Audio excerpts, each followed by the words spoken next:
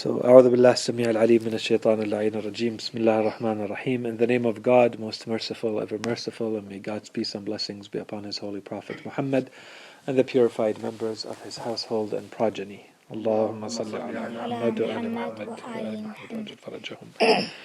Assalamu alaikum wa rahmatullah. Okay, so until now we spent a little bit of time discussing the different objections that someone with a very materialist mind frame may have against everything we've said regarding worldviews, religion, the existence of God, and the attributes of God. So the next big topic that we wanted to talk about was going to have to do with divine justice. So there are two to three big topics that fall under divine justice, and inshallah we'll get to them. Basically, do we have a free will or not? What do we mean when we say there is predestination and divine planning? And then what do we do with the problem of evil in the world? Okay, so these are the big three topics that are usually discussed under the heading of divine justice. Before we jump into that, there is one topic that sometimes is discussed at length and sometimes is discussed quickly before we get into it. And that's the last topic. So inshallah today I'd like to finish that topic off, and that topic is the oneness of Allah subhanahu wa ta'ala. We talked about the existence of Allah, and we talked about the attributes of Allah. But one thing we have not talked about is God one or multiple?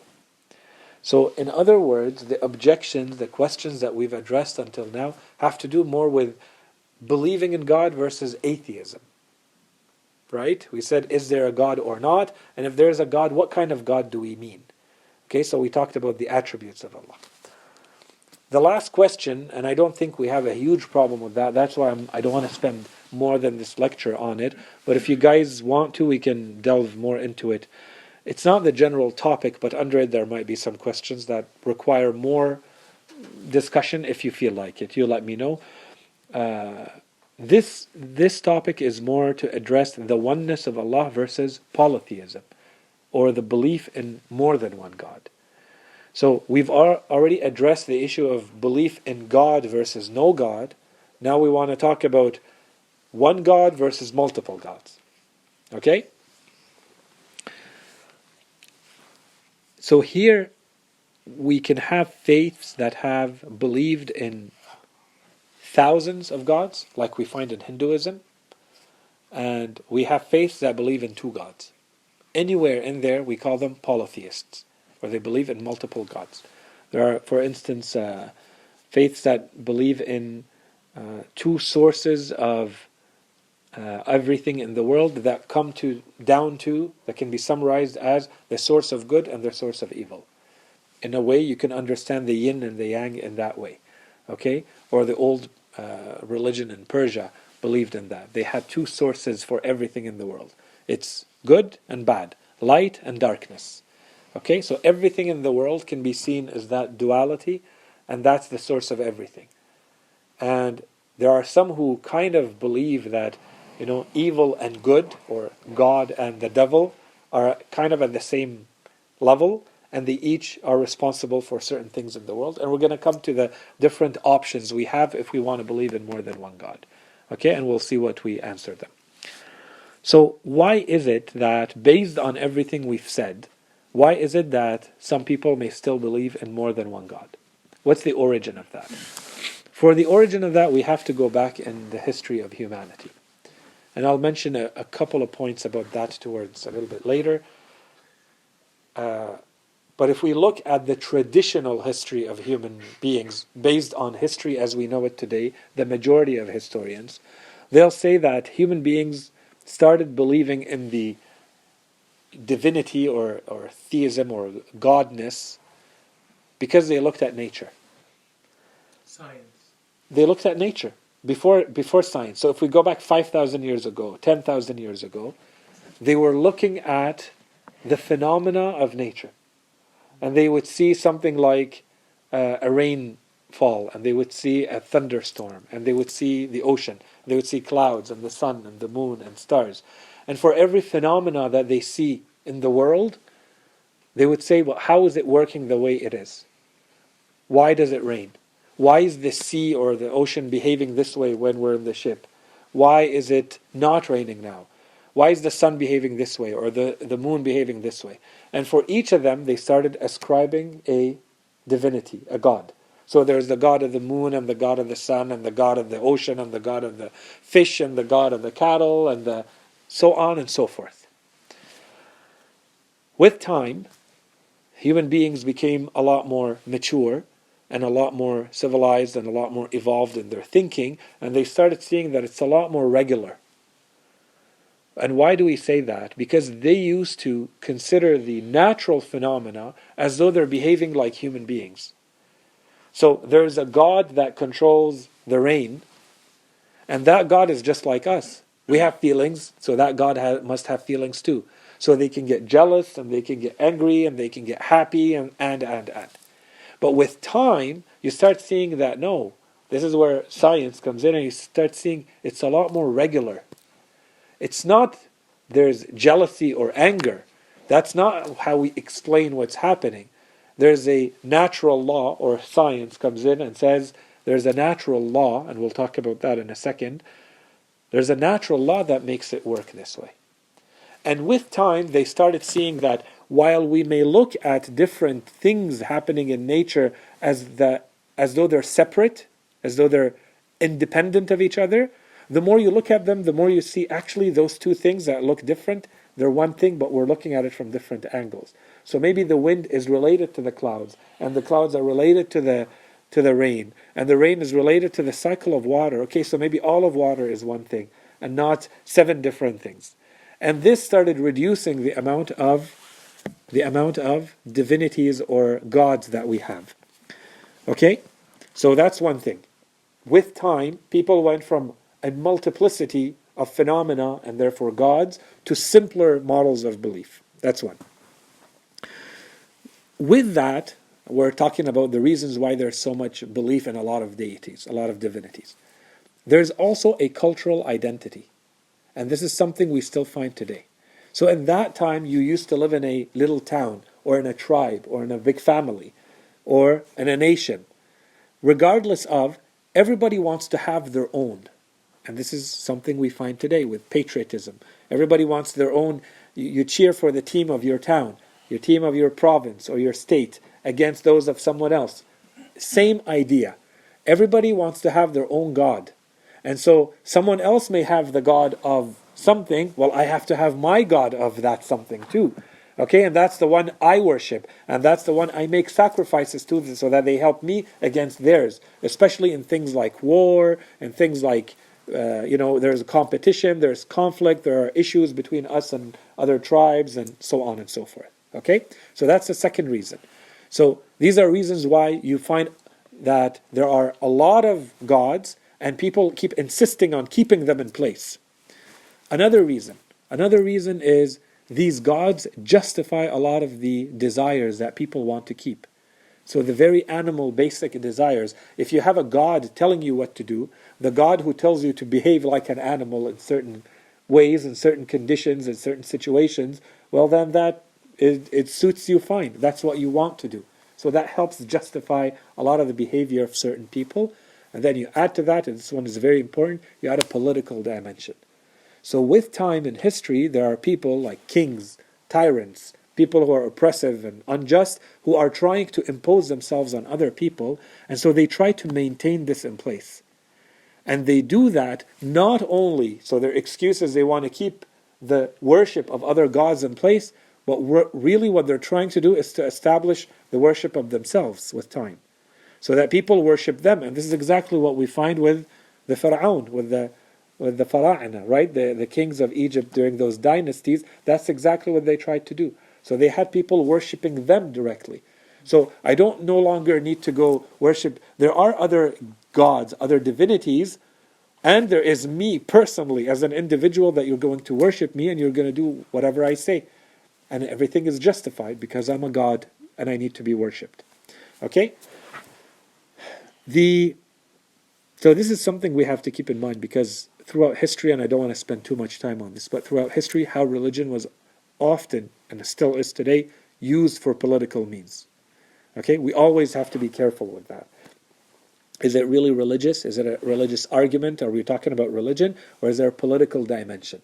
And as soon as there's a political dimension, you have to start looking a little bit more carefully into it. Okay? This is just something we mentioned very quickly. The worship of these gods, these divinities, with time, people also want to have something concrete. When I say the God that we described and we studied and that we said we believe in, is not really something you touch and feel and see, right? It's a very abstract thought. And human beings in general have trouble with that. They want things that they can access very quickly, concrete things. So what did they do? They started creating the idols. They create the statues. They create the totems. Okay, and we see that in different civilizations. You want something that you can touch and feel. And this is, in part today, they even have versions of that in human beings. There are people who are said to be sacred or carrying a part of God in them in certain religions. And they worship, for instance, a girl until she reaches the age of 9, 10 years old, because she's carrying the feminine power of the goddess in her, and so on and so forth. Okay, that exists a lot in the world today, depending on where you go and what you study. So all of that, did it come from nothing, or was there maybe something good out of it? We have in some of our narrations, some of our hadith, it looks like the reality is human beings did not start this way. The way things started out, people believed in Allah subhanahu wa ta'ala, in one God, in one power, in one source for everything, because instinctively this is how we're wired. And with time, one of the issues that happened is there were very good people. Kings, for instance, that were extremely just, righteous, virtuous, who ruled their people very, very well. And people wanted to keep their legend alive, their name alive. So with time, they created statues for them. But instead of saying, we created the statue to pay our respect and to remember those people, to make them into legends and to remember them and to aspire to be like them, with time they idolized them. And they started worshipping them. And they started making sacrifices to them. Okay? And those became gods. And in some instances, even in the Holy Quran, there are mentions of some gods.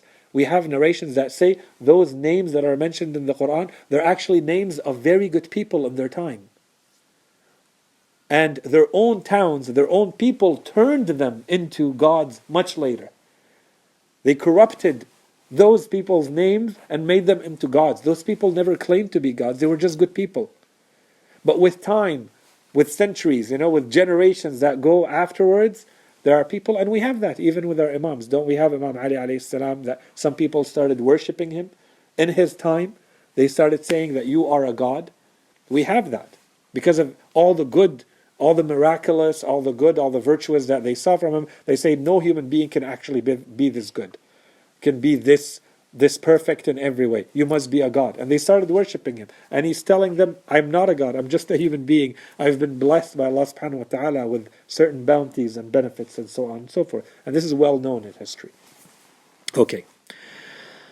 So, now that we understand a little bit the origin from all of this, and that it's a little bit more complex than just saying there are people who wanted to believe in a lot of gods. Okay? Let's very quickly remember a relationship that we explained when we talked about the attributes of Allah subhanahu wa ta'ala. We talked about 3 attributes of essence. Okay, when we look at Allah in Himself, not as His actions, only at Allah Himself. We talked about 3 attributes. We said Allah subhanahu wa ta'ala is a creator, Allah khaliq. And we said from that we derive Allah subhanahu wa ta'ala is a Lord. So He has lordship, which means rububiyyah, Rabb, when we say Rabb. And we said Allah subhanahu wa ta'ala is Ilah. He has divinity or godliness. Okay, so Allah has a Khaliq, very clear. Allah subhanahu wa ta'ala creates. And we talked at length about that. I'll mention it a little bit more towards the end. But I think that one is clear. Allah creates absolutely. And we said this is the only entity that can create out of nothing, bring something completely out of nothing, is Allah subhanahu wa ta'ala. And we derived that when we talked about the necessary being and what it means. Okay, so we're not going to go back there. The second point we said is Allah subhanahu wa ta'ala If He is truly the creator, then He alone can manage all the affairs of the world. He alone can decide how to run the world. The management, this is what we call rububiyyah. It's the power, the ability, the faculty to actually upbring, to raise, to take care of, to manage all the aspects. If Allah subhanahu wa ta'ala is truly the creator, in the sense that He's the only one who can cause the existence of everything. So He can not only cause fire to exist, but He also gives fire the ability to burn. Because that's not a given. Fire could have been like water and not burn. Why is it that when I drink water, my thirst is quenched? Why is it not something else? Allah subhanahu wa ta'ala decided to create it in this manner. So this is how you manage the affairs of the world. This is what we called lordship. Okay. We said that Allah can only be a true Lord, can only be a true Rabb, if He is truly a creator. If He has not created everything in every aspect, He's not worthy of managing all of its affairs. He would not know how.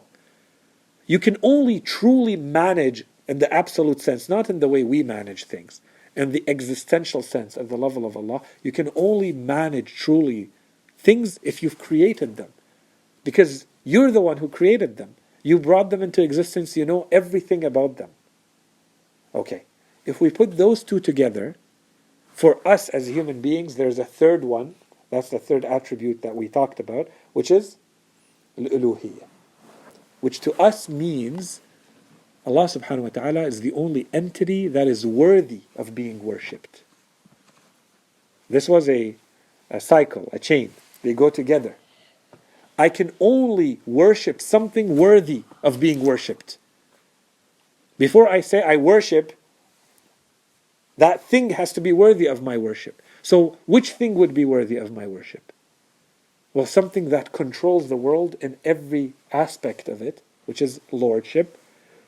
So something that has lordship, and to have lordship you have to have creatorship. So this is the dynamic that we try to explain and understand from the beginning. Okay? So this is a reminder, but it's an important reminder for what we're about to say, because we're talking about the reasons why, Assalamu alaikum wa rahmatullah. We're talking about the reasons why someone may end up believing in more or less gods. Do you believe in one God or more than one God? Okay. With that reminder in mind, let's look at the different scenarios that we can have. We look at the world. Everything that exists in the world requires a cause, has to come from somewhere. Okay? We can only have three scenarios when we talk about having a lot of gods. Scenario one, I look at everything in the world and I say that, let's say there is 5 gods. Let's say there's 10 gods. However many we want to say. We say that each one of the things that exist in the world has been caused by all of these gods. That's one scenario. So we look at, on the top we have the gods, and on the bottom we have this world and everything in it. So scenario one, everything in the world comes from everything on the God side. So if we have 2 gods, then everything in the world comes from the 2 gods at the same time, equally. If we have 1,000 gods, then the 1,000 gods, all of them are making everything in this world be what it is.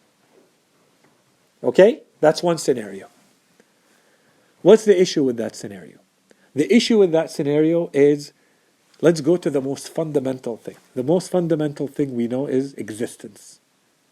Okay? So that we don't spend too much time on this topic. If we look at something that exists, that the notion of existence is only one. And ultimately, that's all we're looking for. Where does the existence of things come from? So if we look at this and we say, how many existences does it have? It only has one existence. You remove its existence, it's no longer there, right? It ceases to exist. It doesn't have other existences. Okay. How many gods do I need for that?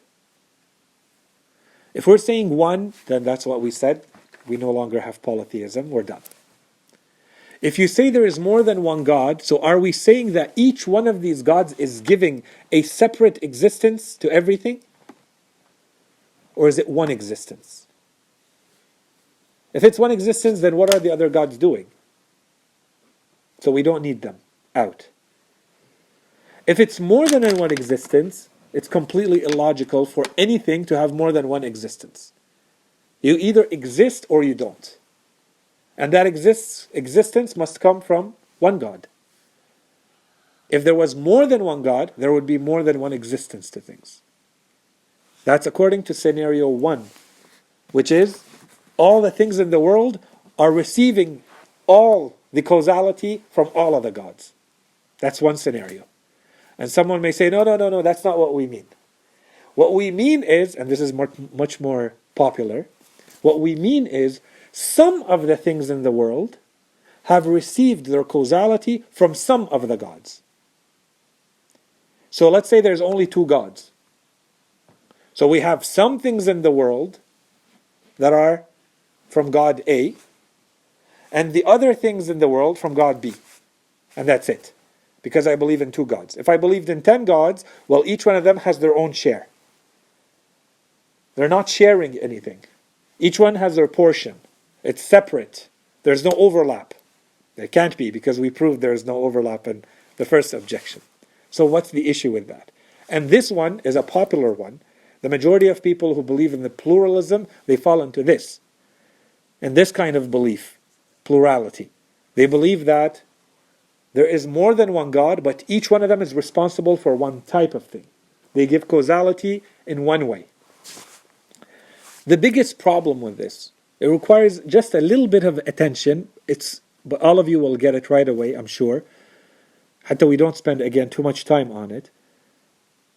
When we look at the way in which the world has been created, the system of the world, the system of the universe, maybe there was a time, a long time ago, when we could say, one thing in the world is rain, and another thing in the world is earth, and another thing in the world is the sun, and another thing in the world is the star that we're seeing.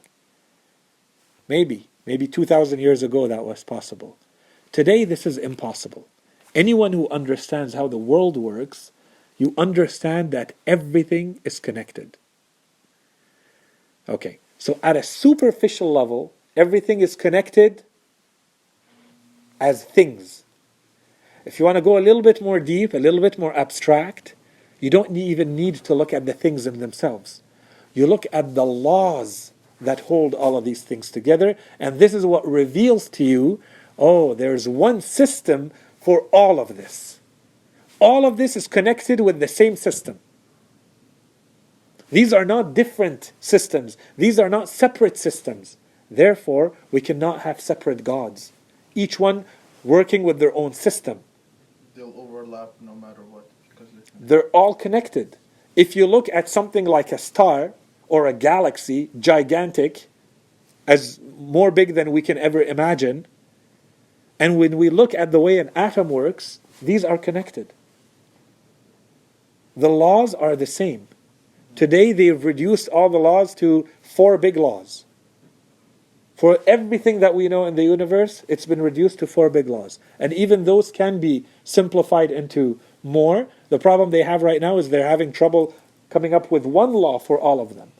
That's what everybody is working on. The big physicists who believe that there's a way to unify, a unified general theory. To put all the 4 forces of nature, gravity and strong and weak, electromagnetism and the quantum forces, the atomic forces. These are all the laws that are known. Everything that we understand, everything that we know in the world is reducible to these 4 laws today. That's where physics is at. And they're trying to reduce those to 1. Which means what? What's implied in this? Is that everybody who understands the world we live in understands that it's just one system with one set of laws that are valid everywhere you look. An atom is an atom. If everything that exists is from an atom, that's it. That's all I need to know. You cannot have a God for atoms and a God for something else with his own rules and his own laws. It wouldn't work. Right? And that's why we have, and I'm not going to read today, because sometimes some people say I read too much. Okay? I just wanted to show you that this is the title of a book. I'm not going to read from it. Okay? This is a book called The Hidden Unity in Nature's Laws. And he goes through everything, all the laws. And he explains in the back of the book, physics has progressed through the ages. It has succeeded in explaining more and more diverse phenomena with fewer and fewer underlying principles. At the end, it's all connected. If you go through the table of contents in this book, energy, heat, chance, motion on earth, electricity and magnetism, light, space and time, quantum revolution, gravitation and curved space-time, quantum theory with special relativity, quarks and what holds them together, unifying weak forces, gravitation plus quantum theory, particle symmetry in the universe. He's basically trying to explain everything. And this is not from him. He's just putting together what physics says today about it. Okay? And then one aspect where we can see a little bit of this revealed very concretely, maybe when we say the laws of nature, when we say that, sometimes that's still abstract. Concretely, there's one way to put it all together, which is the language for all of these laws, which is mathematics. The math that is used is the same. And the big mathematicians believe that everything is math in the world. So this is one very quick sentence. Okay, this book, Roger Penrose is perhaps, if not the biggest, one of the biggest mathematicians and thinkers of physics and astrophysics in the world today. Very, very well known. He was a friend and worked a long time with Stephen Hawking when they were young and so on and so forth. He has a lot of books. This book, The Road to Reality, he basically goes through all the laws and he explains them. And he goes through the math, how we got there, and he gives his thoughts about them. A complete guide to the laws of the universe. So on page 1033, towards the end of the page, he says, the most important single insight that has emerged from our journey of more than 2.5 millennia, so for 2,500 years that we've been as human beings working on these laws, the one insight, the single most important insight that comes out, that has emerged, is that there is a deep unity between certain areas of mathematics and the workings of the physical world. So, people who study the world, they know that there is only one system, and one set of laws, and one language in which you can reduce everything. So if you agree with that, then you also understand that it can only come from one cause. You cannot have multiple causes.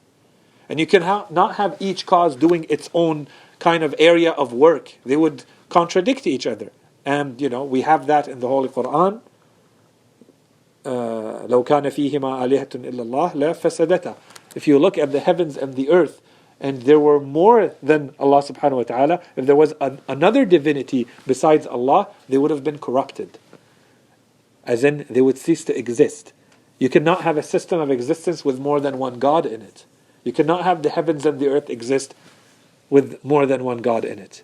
That's what the Quran says.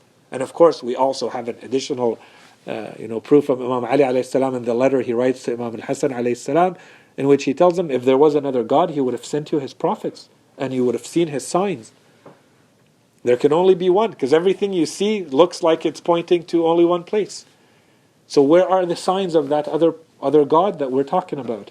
Okay, so here, when he says that the single most important insight that has emerged from 2,500 years of scientific inquiry is that there is a deep unity.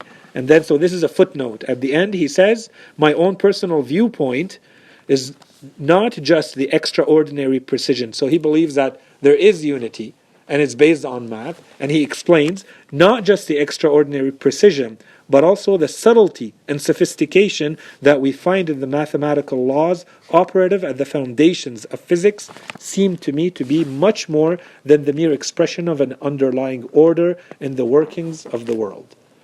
Okay, so he's saying it's mathematics, or the math that we have in the physics that run the world, that rule the world, is not just a language of the physics. Math itself has its own reality.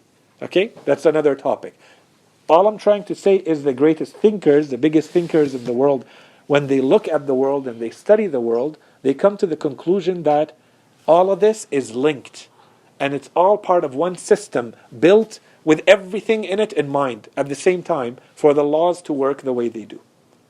So we cannot accept the idea that every cause is caused by all of the gods. It doesn't work because things have only one existence.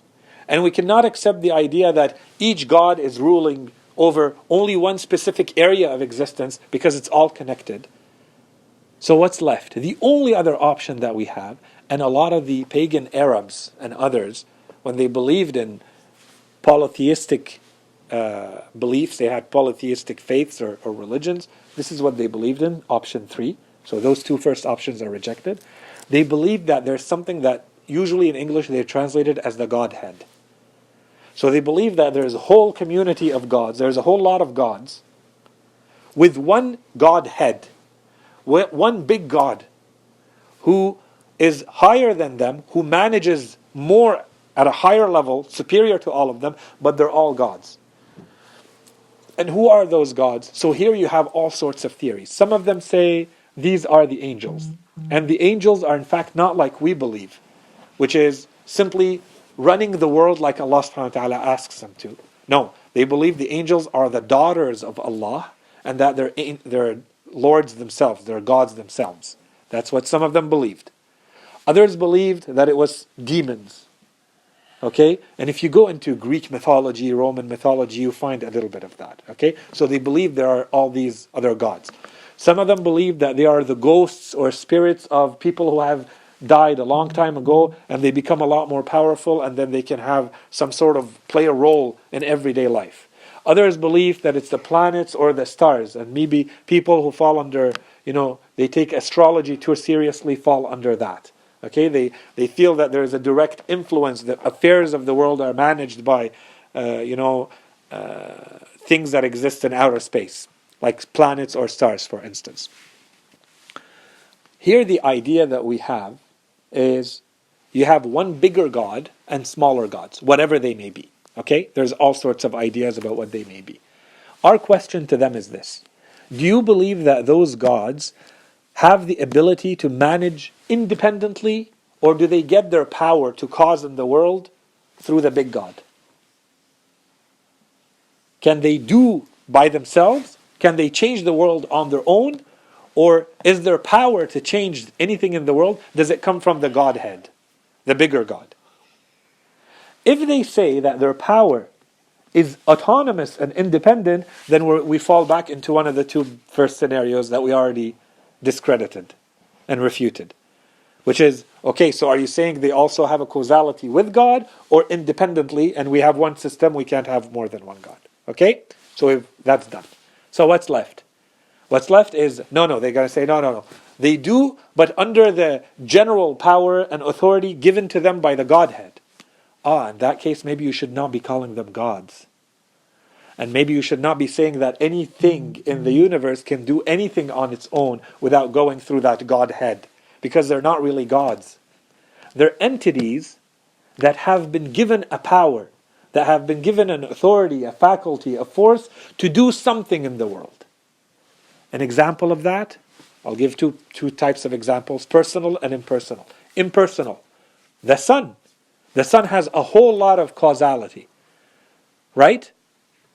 That's impersonal. It does what it does. Fire, water.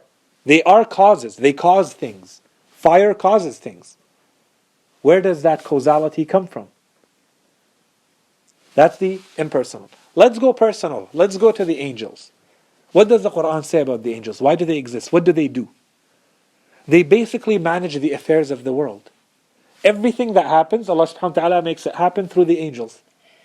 They manage the rain, they manage the wind, they manage life, they manage death, they manage rizq and sustenance. They manage everything. That's why in one word in Surah Al-Nazi'at it says فَالْمُدَبِّرَاتِ أَمْرًا.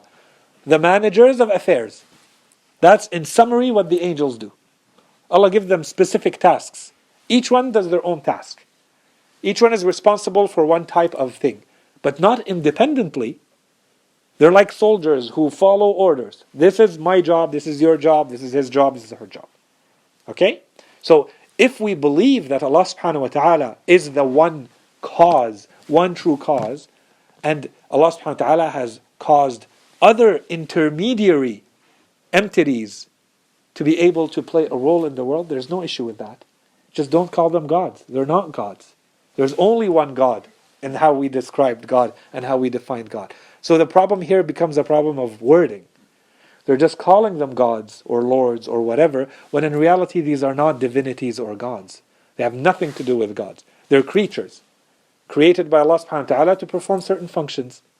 He could have done it himself. He chose to create instead a type of world where he is not directly intervening. Everything is happening through another cause. There's a cause and effect and natural laws that manage everything. Okay? So what's the big conclusions from this? So the first conclusion is we go back to the point that we made, which is the real causality of the world only rests with Allah subhanahu wa ta'ala. Anything that happens in the world is going through Him. The only thing is it direct or indirect? So, most likely, everything is indirect. Everything that we know of is going through some other cause. But this doesn't mean that we have to lose track of the real cause, which is Allah subhanahu wa ta'ala. There are layers of causation that Allah subhanahu wa ta'ala has put in place. This is the kind of world we live in. Does not mean that Allah subhanahu wa ta'ala has allowed or is besides other entities that are also gods. That's one. And two, of course, we go from there to linking it back to, therefore Allah subhanahu wa ta'ala is the only one worthy of worship. And this is very deep, but I'm not going to spend more time on that. That's one. Two, for us practically, what this means is our true reliance in this world on causality, when you want to rely on a cause, should really be only reliance on Allah subhanahu wa ta'ala.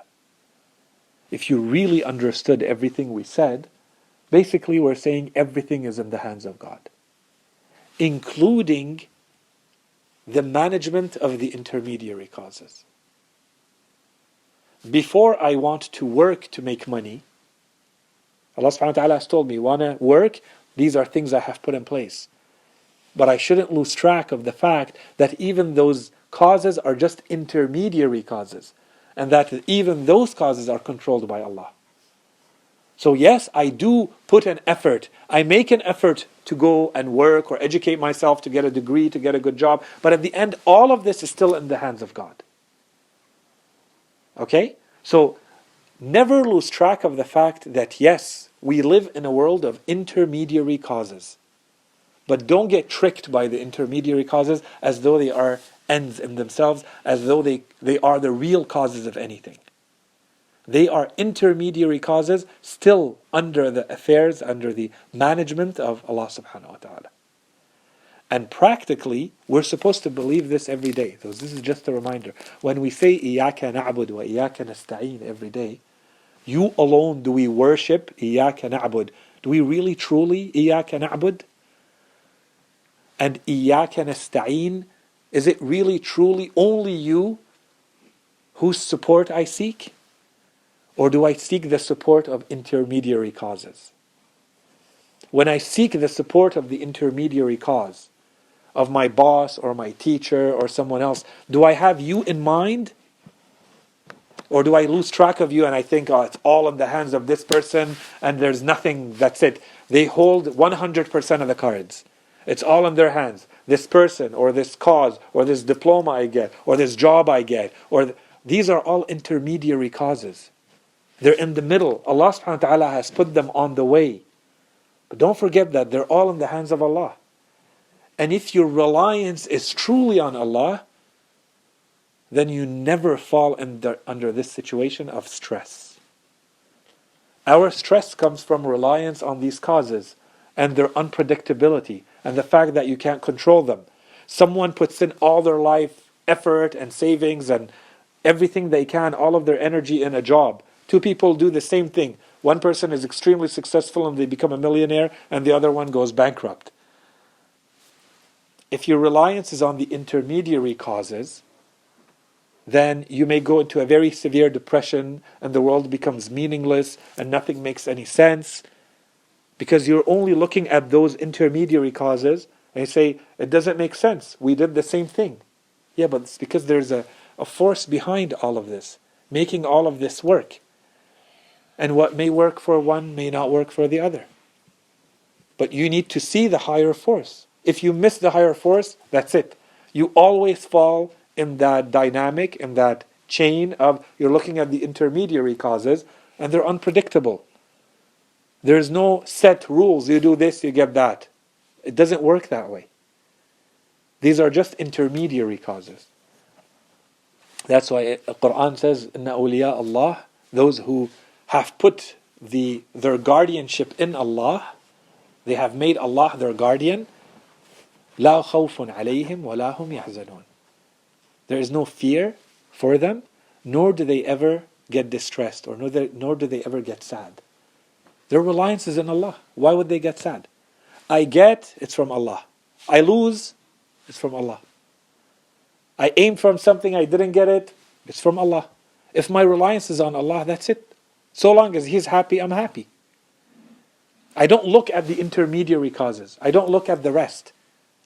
My responsibility is to act, to do the best I can. The rest, I don't control. I have anything, I want something, I work and I ask Allah. I don't lose track of Allah subhanahu wa ta'ala. Okay? The last 2 points, and I think we've already exceeded the time. The last 2 points I wanted to make, I think they're a little bit too detailed for now, but very, very quickly. If we find ever that we hear of a creature, let's say an angel, let's say a saint, let's say a prophet or an imam, who did something that looks like it's breaking the laws of nature, right? And sometimes in theology they call that wilaya takwiniya, which means they have sovereignty, they have a power over existential affairs, the existence of things. If we ever find that, then does this automatically mean this person absolutely understands nothing? No, not in the way we explained it. There's a lot of things that have. In fact, anything that has any causality over anything else in the world, they have wilayat takwiniya. Just like we said, fire can burn. If I put this paper beside fire, it'll burn it. Well, this means that fire has a wilayat takwiniya to burn this paper. Otherwise, if I put the paper beside fire, the same thing would happen as if I put it beside this book. Nothing would happen. What do you mean? Like, I thought you were talking about the guy, like he'd do a miracle. Is that what you mean or no? So basically I'm saying the guy doing the miracle is no different than the fire burning. This is a causality, a power to cause given to them by God. So it doesn't mean that suddenly someone has become mughali or mushrik because they believe that a entity, whatever it is, has a cause. My question always is, do we believe that that cause, the ability to do something, whatever it is, let's say to burn, is that independent or is it given by God? If everything is just an intermediary cause, whatever it does comes from God. So if we have verses of the Quran that say Isa alayhi salam, Jesus was able to resurrect people and bring them back from the dead, suddenly do I become someone who has ascribed too much power to a prophet? Do I necessarily have to say, he can never do that, it's only God? Yeah, it's only God for everything. We agree on that. But we also agree, we have to agree that Allah has put power in certain things to cause. That's why when I have a headache and I take a pill, my headache ceases. Because Allah put that kind of effect, that kind of causality in those ingredients, that when they go in me in a certain way at a certain time, and I'm feeling something, that feeling ceases. Why does this happen with, let's say, that pill, that Tylenol, and does it happen with something else? Because that ingredient has not been given that kind of causality. The same thing applies to a human being. The same thing would apply to a saint or to a prophet. When we say that they have the ability to modify the world, to do something to the world. This is not random. So it's a matter of, can anyone be given that or not? How does that work? That's a separate topic. We need to discuss it. But the idea in itself becomes very normal.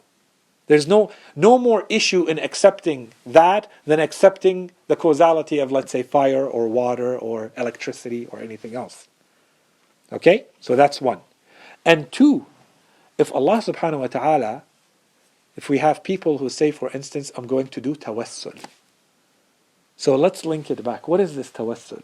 This intercession that I am seeking through some other means. When I ask Allah subhanahu wa ta'ala, do I ask Allah directly or can I ask through an intermediary? Well, again, it depends. What intermediary are we talking about? So let's talk about the idea of the tawassul first. The idea of tawassul. What does it mean? It means you use an intermediary. That's all it means. Okay, so my question to you, if you're feeling thirsty right now, and you want to be truly, truly muwahhid and only relying on Allah subhanahu wa ta'ala, what should you do? You should open your hands in prayer and ask Allah subhanahu wa ta'ala to remove the thirst from you. That's what a muwahhid, true relying on Allah would do. Right? You should not rely on any other means. You should not rely on any other intermediaries to go to Allah. You go to Allah for all your affairs, directly. No, Say, Allah. you should go through the causality that crunches the thirst through him. Why? Because he doesn't like, sometimes he doesn't like do it directly to us. So He created a system where Allah subhanahu wa ta'ala tells you, if you want to reach a certain end, this is the path I put for you. So in the case of thirst, what I put for you as a means, as an intermediary, you can come to me through worship, okay? Or you can drink water. And I made the water quench your thirst. I gave it that causality. I gave it that power. You may use it as a means to that end. So I did tawassul of water to remove my thirst. I used it as a wasila. I used it as a means to an end. That's a wasila. In Arabic, a wasila is a means to an end. So I did tawassul. So God quenched your thirst because that's His cause. Because nothing has any causality except Allah. True causality. But as a secondary causality, Allah has given some powers to some entities. And He has told us what does what. So if Allah subhanahu wa ta'ala tells me, if you're asking for the forgiveness of your sins, here's the path, here's the wasila, here's the means I have given you, and if I go to it, does it mean that I have become mushrik? Well, in the same sense that I have become mushrik in drinking water. Yes. So if you accept it here, you accept it here. I'm only mushrik in the sense that I have accepted to use the means Allah has given me. When the Holy Quran says, وَابْتَغُوا إِلَيْهِ الْوَسِيلَةِ. If you want to reach Allah, use the wasila to get to Allah. And then you go to the Prophet, you go to the Imams, and you ask them, what is the wasila? What is this wasila that Allah is asking about? And then we give the details. So if we establish that Allah subhanahu wa ta'ala has told us, if you want to reach ends A, conclusion A, you go through this path. Conclusion B, you go through this path. You want to come to me, do this. You want to do that, use that saint. You want to do this, read the Quran. You want to go here, do this. And there's no problem with that. We're saying all of this causality at the end is in the hands of God. He's the one who put this in place, and He's told us. In fact, you can add, especially when you say, He has ordered us to use that means. No, so now it's not only that I don't want to rely on Allah directly, it's that my job is to follow the commands of Allah. And He's telling me, if you want to quench your thirst, you drink water. You're not allowed to kill yourself and not drink water. If you're hungry, you must eat. And I have put the food to remove your hunger. So you must use that cause. And the same thing for tawassul. Okay? So we can explain that in a lot more detail, but I think that wraps up generally speaking, the topic. So with this, we've covered not only all the objections to the existence of God and atheism, but the main objections, the idea of polytheism, where it came from, what we mean by different gods, what are the different scenarios and the objections or refutations to all of them, and the two or three big points that are related to that, which are wilaya takwiniya, one of them, and the other one being tawassul. Okay? So depending on the interest in this, we could stay a little bit longer, not necessarily today, but I mean in next sessions to delve deeper into any of this, or if you guys feel that this is good, then inshallah we can move to the last topic related to Allah subhanahu wa ta'ala, which is divine justice, as we explained. Okay? وصلى الله على سيدنا محمد وعلى آله الطيبين الطاهرين.